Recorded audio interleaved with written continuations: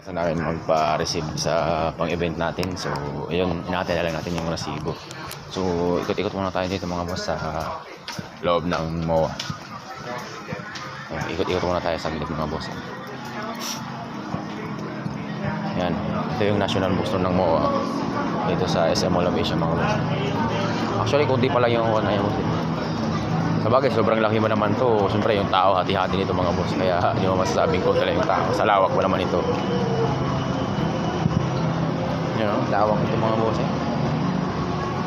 Kahit tumambling ka dito ng tumambling. Dito tayo. Yun yung national mga boss oh. Yun.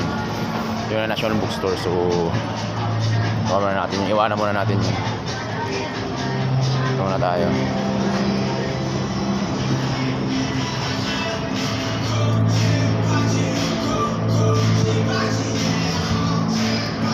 Wow, pin shop mga boss. Sana all.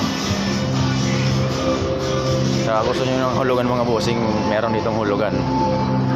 Mabigat nga lang yung maante. Yan o, kotse.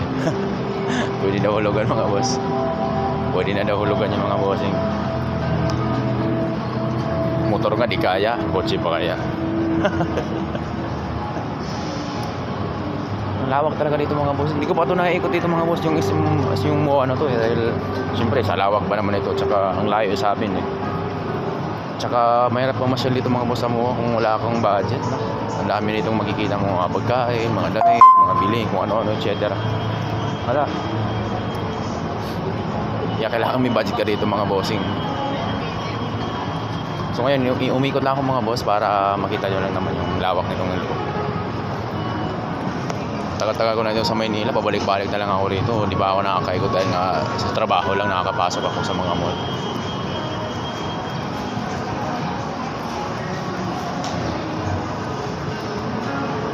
So ang gagawin natin, iikot lang tayo.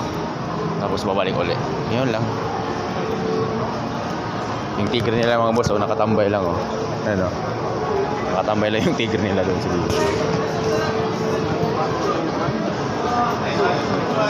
So exit na doon mga boss.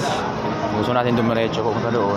Yun hanggang doon yan sa may palaruan ng arena. Sa Mall of Asia Arena. Doon, dito banda yun doon. So di na tayo pupunta doon dahil malayo na yun. Tawagan na tayo yung resibo doon na nag-aantay na doon yung resibo kasama ko.